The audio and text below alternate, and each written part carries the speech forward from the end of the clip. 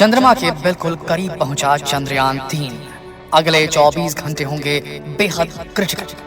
जी हाँ दोस्तों, चंद्रमा के एकदम करीब पहुंच चुका है चंद्रयान-3। कल यानी कि समझ लीजिए आज रात 12 बजे के बाद जैसे ही 5 अगस्त लगेगी, उसके बाद कभी भी इसरो के टेलीमेट्री ट्रैकिंग सेंटर, ये जो है इसरो का स्ट्रैक, वहां से निर्देश भेजे जाएंगे, सिग्नल्स भेजे जाएंगे और एक बेहद जरूरी मनूवरिंग की जाएगी। बेहद बारीक तरीके से उसके इंजन्स को फायर किया जाएगा, उसकी स्टीयरिंग को मोड़ा जाएगा और चंद्रयान-3 जो है वो चंद्रमा की ग्रेविटेशनल फील्ड में कैप्चर हो जाएगा। इसे लूनर कैप्चर कहा जाता है। एक बार ग्रेविटेशनल फील्ड में कैप्चर हो गया चंद्रयान-3 तो उसके बाद वो सही तरीके से लूनर ऑर्बिट के चक्कर लगा सकेगा, चंद्रमा की परिक्रमा कर सकेगा और धीरे धीरे धीरे इसकी गति को कम करते हुए, डी बूस्टिंग करते हुए, जो परिधि है, जो ऑर्बिट है, जो पहले इलिप्टिकल रहेगा, उसे धीरे धीरे धीरे अंडाकार से धीरे धीरे करके उस घेरे को कम करते हुए सर्कुलर ऑर्बिट में लाया जाएगा 100/100।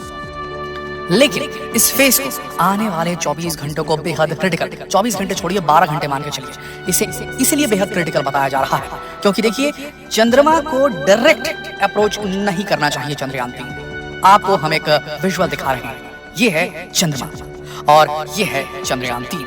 देखिए धरती से चंद्रयान-3 सीधे खड़ा परपेंडिकुलर आसमान की ओर नहीं उड़ा था।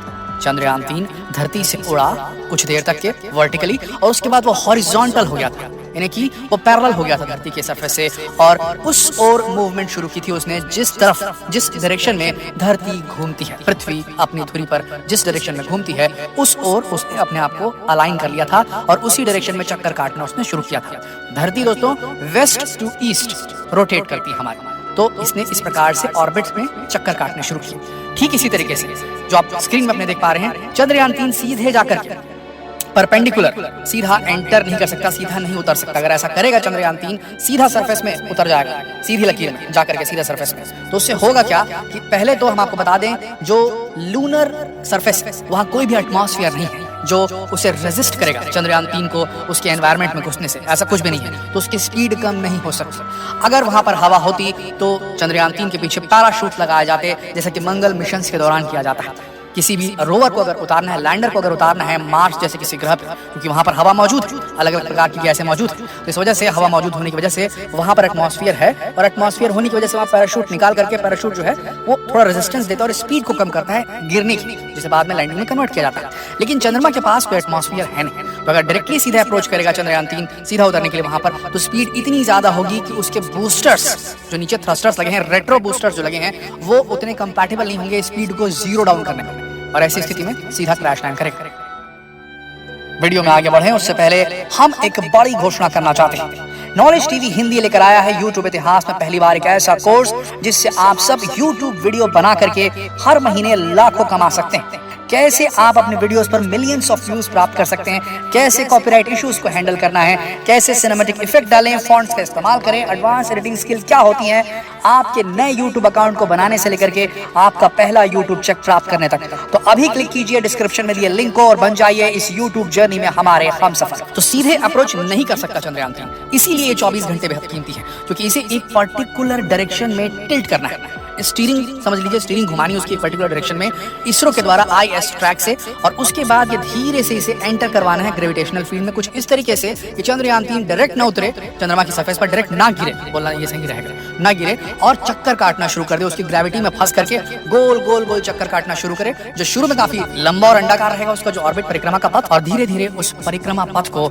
छोटा किया जाएगा इसरो के द्वारा IS track mission operation centre जो कि जमीन पर धरती पर है। वहां पर भी उसी प्रकार से अर्थ बाउंड मैनूवरिंग जैसे की गई थी धरती पर, उसी तरीके से वहां पर लूनर मैनूवरिंग की जाएगी उसके ऑर्बिट में, ताकि वो एक ऑर्बिट से दूसरे ऑर्बिट, दूसरे ऑर्बिट से तीसरे ऑर्बिट, यहाँ पर स्पीड बढ़ाने के लिए की गई ताकि उसे वो गति मिले जिससे वो 40,000 किलोमीटर प्रति घंटे की रफ्तार को प्राप्त कर सके। वहां पर डी बूस्टिंग करनी है, डिसेलरेट करना है, रिटार्ड करना है, रिटार्डेशन फेज चलेगा जिसमें चंद्रयान-3 की स्पीड को कम किया जाएगा धीरे धीरे करके। तो दोस्तों बिल्कुल एग्जैक्ट जैसे यहाँ हुआ था वैसा वहां होगा, बस वहां पर स्पीड कम होगी और धीरे धीरे उसे लैंड कराना है। अब ध्यान से सुनिएगा, किसी भी चीज को एक पर्टिकुलर डायरेक्शन में भेजने के लिए, एक पर्टिकुलर ग्रेविटेशनल फील्ड में एंटर करवाने के लिए जो सबसे महत्वपूर्ण चीज होती है वो होती है telemetry, tracking and command network, जो कि इसरो का है। इस ट्रैक बेंगलुरु में स्थित है। अब देखिए जब भी कोई इंटरप्लैनेटरी मिशन होता है या फिर लूनर मिशन ही पकड़ लीजिए आप, चंद्रमा पर मिशन, तो वहां पर उसको मॉनिटर करने के लिए यह धरती भी घूम रही है, हम सब जानते हैं। और हम बेंगलुरु से अगर इसे ऑपरेट करेंगे तो बेंगलुरु समझ लीजिए, क्योंकि 24 घंटे में चक्कर काट रही है धरती, तो और साथ अपने धुरी पे भी घूम रही है, तो पूरे टाइम हमारा कनेक्शन उससे बनाए रखने के लिए हमें और भी ज्यादा ग्राउंड स्टेशंस की जरूरत होती है, ताकि 24 घंटे हर पल हर घड़ी हमें telemetry tracking data, telemetry tracking क्या है, उसकी स्पेस में पोजीशन, जो हमने स्पेस क्राफ्ट भेजा चंद्रयान 3, उसकी स्पेस में एग्जैक्ट पोजीशन का पता जो है उसे कहा जाता है टेलीमेट्री और ट्रैकिंग। जब हम टेलीमेट्री और ट्रैकिंग डेटा हमारे पास मौजूद रहेगा कि इस पर्टिकुलर प्रिसाइज पॉइंट पर चंद्रयान 3 मौजूद है, तभी हम उसके साथ में संपर्क साध भी सकते हैं और कमांड भी भेज सकते हैं कि भाई अपने इंजन को फायर कीजिए, अपने को ये वाले थ्रस्टर को फायर कीजिए और लेफ्ट मोड़िए, राइट मोड़िए, ऊपर जाइए, नीचे जाइए, तभी हम बता सकते हैं। सिंपल भाषा में आपको समझा।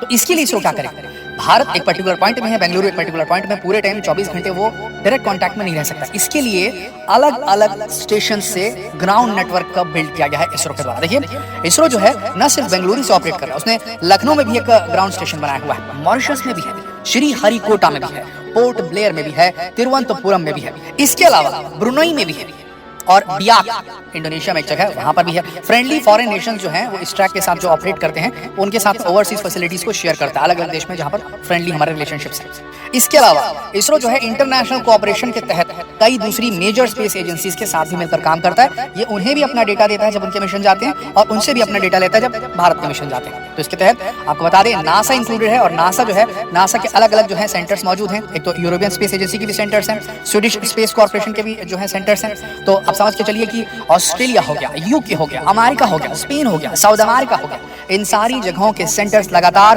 ट्रैक कर रहे हैं चंद्रयान 3 को। आप समझ लीजिए बेहद इंपॉर्टेंट पॉइंट है, इसीलिए इसरो चाहता है कहीं कोई गलती ना हो, तो एक बड़ा एक नेटवर्क बनाया गया है ग्राउंड स्टेशन का, जो कि टेलीमेट्री और ट्रैकिंग डाटा इसरो को पर्टिकुलरली प्रोवाइड करता है, शेयर करता है 24/7। जब ये रहेगा इसरो के पास में तो उसकी पोजीशन के अराउंड, उसके पोजीशन के मुताबिक इसरो जो है वो अपने बेंगलुरु से इस ट्रैक का जो मेन सेंटर मिशन ऑपरेशंस का, वो जो है वहां पर बैठ करके कमांड नेटवर्क के माध्यम से कमांड सेंड करेगा और उसके बाद उसको पर्टिकुलर दिशा दी जाएगी और वो लूनर ऑर्बिट में एंटर करेगा।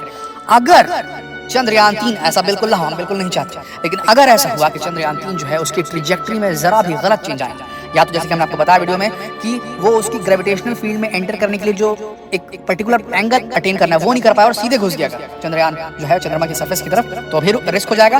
अगर उसने कुछ ज्यादा दूरी अटेन कर ली, जितनी चाहिए, एक पर्टिकुलर दूरी चाहिए लूनर सरफेस, तो वो उसकी ग्रेविटी में सही तरीके से घुसेगा और चक्कर काटेगा। अगर वो दूरी एकदम कम हो गई तो टकरा जाएगा चंद्रमा के साथ में, और अगर वो दूरी ज्यादा हो गई तो उसकी ग्रेविटेशनल फील्ड में कैप्चर ही नहीं हो पाएगा चंद्रयान 3 और अनंत अंतरिक्ष में कहीं गुम हो जाएगा। दोस्तों ये एक रियलिटी है। तो अभी आने वाले 24 घंटे बेहद क्रिटिकल हैं। लूनर ऑर्बिट इंसर्शन एक बहुत इंपॉर्टेंट मनूवर है जिसे चंद्रयान 2 ने सक्सेसफुली किया था। अब चंद्रयान 3 की बारी है, देखना होगा कि किस तरीके से जाता है। 5 अगस्त जो है बेहद इंपॉर्टेंट होने वाली है। आज रात से मान के चलिए रात के 12 बजे जैसे 5 अगस्त लगेगी, तब से कभी भी लूनर ऑर्बिट इंसर्शन मनूवर किया जाएगा और बेहद जरूरी। यहाँ गलती हुई तो चंद्रयान 3 सीधा फेल हो जाएगा, हम नहीं चाहते ऐसा कभी। तो दोस्तों आशा करते हैं इस वीडियो से कुछ नया जानने को आपको मिला होगा। इस चैनल पे आपको latest information in depth knowledge के साथ मिलने वाली है, तो कहीं और मत जाइए, यहीं आइए। चंद्रयान 3 के लिए सब्सक्राइब कीजिए हमारा चैनल, नोटिफिकेशन बेल को दबा लीजिए ताकि लेटेस्ट वीडियो आप तक सबसे पहले पहुंच सके। जल्द मिलते हैं आपसे अगले वीडियो में, तब तक के लिए आप सबका इस वीडियो के अंदर बने रहने के लिए दिल से धन्यवाद।